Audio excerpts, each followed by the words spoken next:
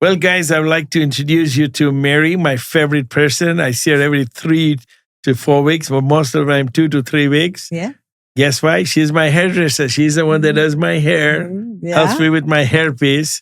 But not only that, we become very good friends. Yes. I go to her house. She's an amazing lady. I'm very lucky to meet a person like you. Thank you. Thank you. You become a good friend, and we talk about a lot of things: life, family, kids. Headaches. That's what hairdressers do. Yeah. No, I love it. I love it. Yeah.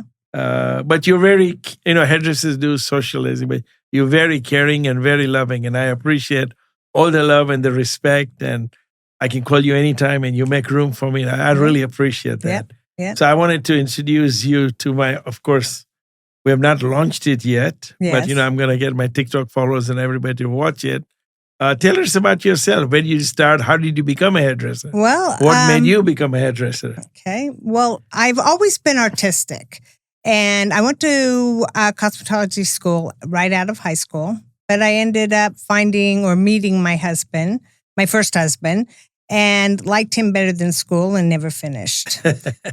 So after I got married and that didn't work. I went back to school and got my degree and met my husband that I've been married to for over 30 some years. And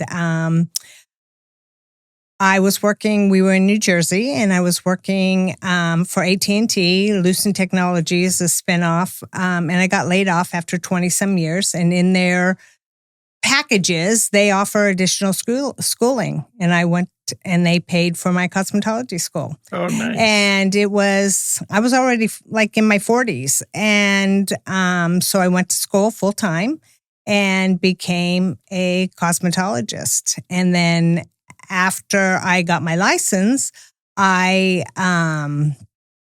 somebody was trying to link in with me on LinkedIn, just trying to connect.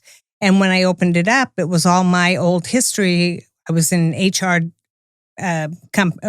My degree or my working was HR, and I changed everything to cosmetology. And within a week after doing that, Hair Club called me, and I auditioned for them, and that's where my what career was started. the Hair Club? What is Hair Club? Hair Club is the number one where they taught me how to do non-surgical hair replacement.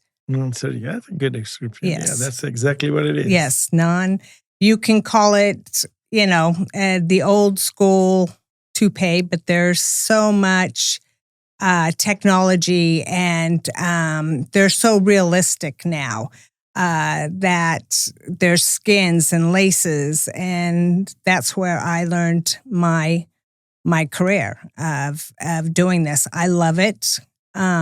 It was an opportunity that was just handed to me. I didn't have to build my clientele. The clientele was there. And what I learned from all of the people that I worked for, that trained me, I still learn every single day. It's not something you can just do. There are so many different heads. There's so many different textures of people's hair. There's so much you have to learn, and it's a daily thing I still learn today. You have to be willing to learn.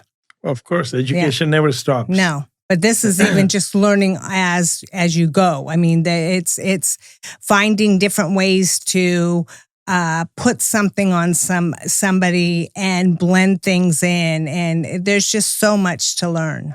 Do you do hair replacements on women too? Yes, I do.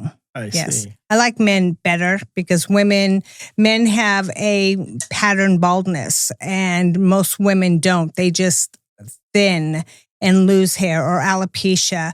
So it's a different way of putting hair on.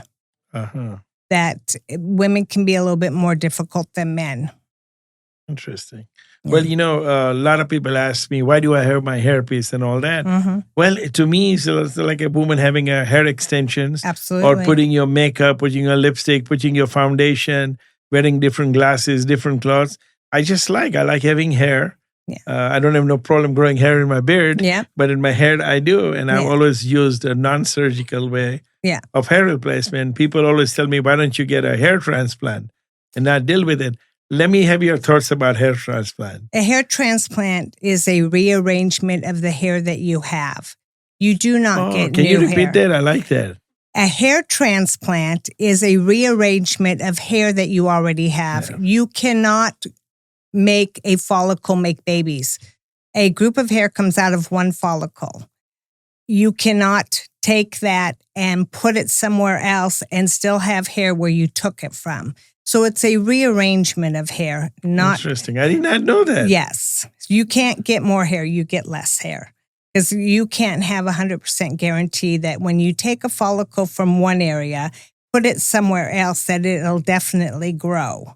It's there's probably a higher chance, but right now I think the technology they're trying to do is make follicles in like petri dishes of your own hair and be able to grow a follicle, but or make numerous, but that technology is not yet done. So a hair transplant is a rearrangement of the amount of hair that you have now. The existing hair. Yes. Because I have a lot of hair on the side. So they take the hair from here Yes. and put it here. Yes. And does it grow or it's not guaranteed? It all depends. They say a certain amount percentage, but once they take that hair from here, Never grows there. It never grows back. It's gone. Yeah, so it's gone from here. Now you have here.